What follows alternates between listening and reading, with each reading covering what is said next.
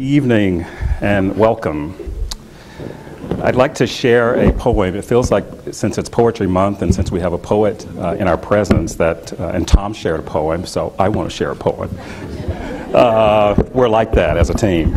It's called Gathering House, and it was written on the occasion of the dedication of the Virginia G. Piper Writing House at ASU, where writers come together. And Alberto Rios, whom some of us know as Tito, Regents Professor at ASU, was also a colleague of Rita's back in 1981 to 1989, and they had a wonderful reunion today, and Rita was wonderfully generous with the students and the faculty. And she wanted to know a little bit about the house, and it's interesting how that house actually becomes something more. You become part of our house, and we welcome you to the house. It's called Gathering House. And he says, not magic, not uncommon strength, but simple understanding, all of us as one of us, writing once more the next most necessary word. Who has gathered and who shall gather yet? Who stands in this place and reads these words now, welcome and always welcome. Where writers have gathered, a house is made, and made better for words well thought, well said. For greens and grays, for words of ready tender, written in fair and full and fine exchange for what life has made of us. Know that you are not alone. Writers barter with the world, but for themselves, they make this common compact with each other. I have thought of you. I have remembered you. You are my story as we are yours. So welcome yet again. Stand in your turn where we have stood. This is the gathering house we have made together, full with us and more with you now. A house with room enough. Centuries with time enough to remember each of you, coming and going, gifts everyone. Alberto Rios. Now that was about the house. Yes, it's a nice poem.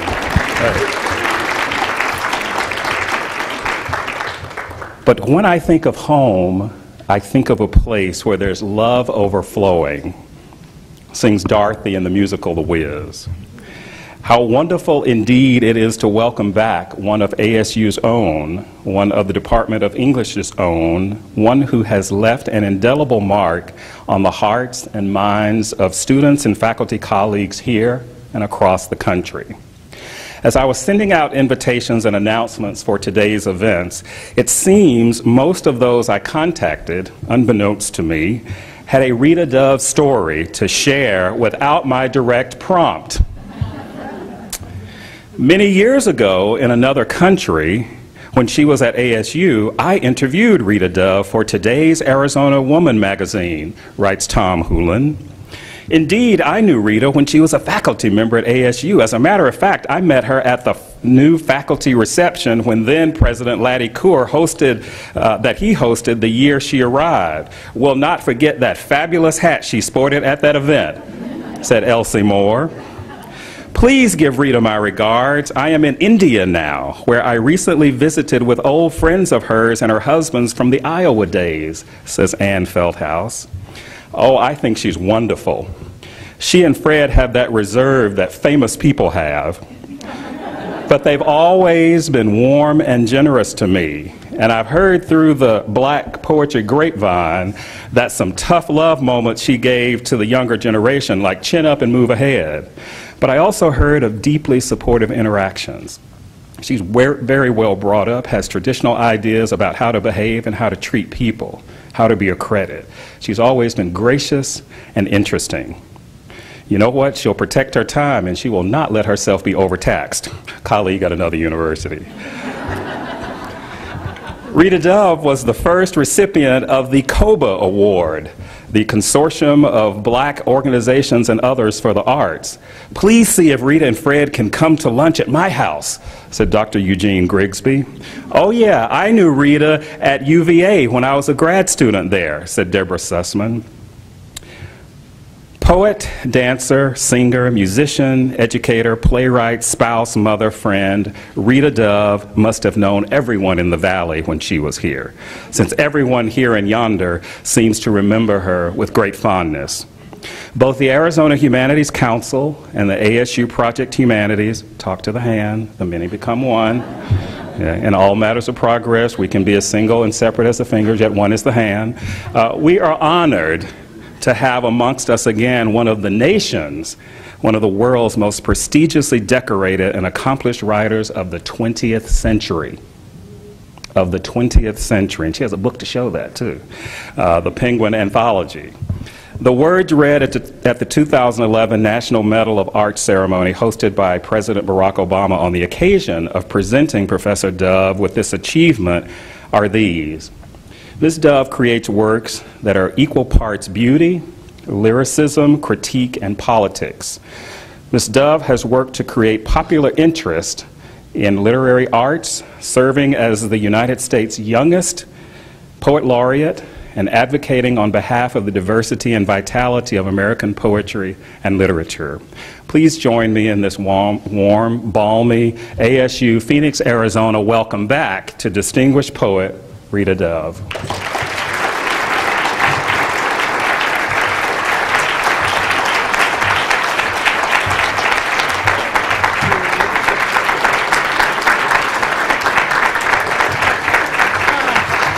Thank you.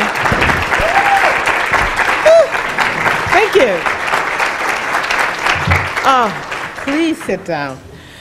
I was preparing myself for some Arizona heat, and then look what happened. It is really wonderful to be back.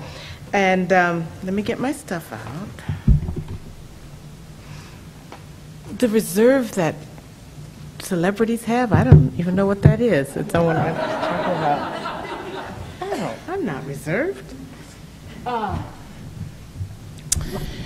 It's really wonderful to be back. It's wonderful to be back here in this hotel and to know that people are still advocating for that common humanity that we all know is there, but that we see belied and abused every day. And as I listen to these stories of the recipients for the awards, and I applaud them here, I thought, yes, this is the Arizona that I know. It is what the humanities do. It's what the humanities believes in. And I think that very often people hear the word humanities and they think of, I don't know what they think of. They think of pie charts and something that is cold, when it is exactly the opposite that moves most of us in the humanities. So I want to thank the Arizona Council for the Humanities and also to thank ASU's Project Humanities for bringing me here and letting me be able to talk with you a little bit. And what I'd like to talk with you about tonight is, it's not probably what you would conceive of as a lecture per se. It's not exactly a poetry reading per se.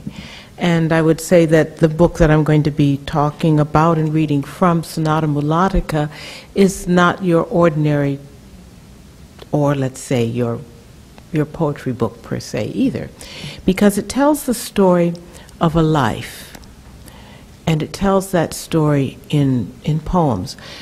Let me start you off by giving you 2 points on a trajectory separated by 200 years. The first one, we're going to go back to 1780, thereabouts. About 2 centuries ago, there was a young violinist by the name of George Augustus Polgreen Bridgetower. That's a lot of a name, isn't it? His mother was white, came from what is now Poland. And his father called himself an African prince. So you know where this child is coming from. And he became a prodigy already at the age of 5. By the time he was 9, he was touring the continent with his father. And he might have become one of the most revered musical virtuosos of all time. At his prime, he was the first violinist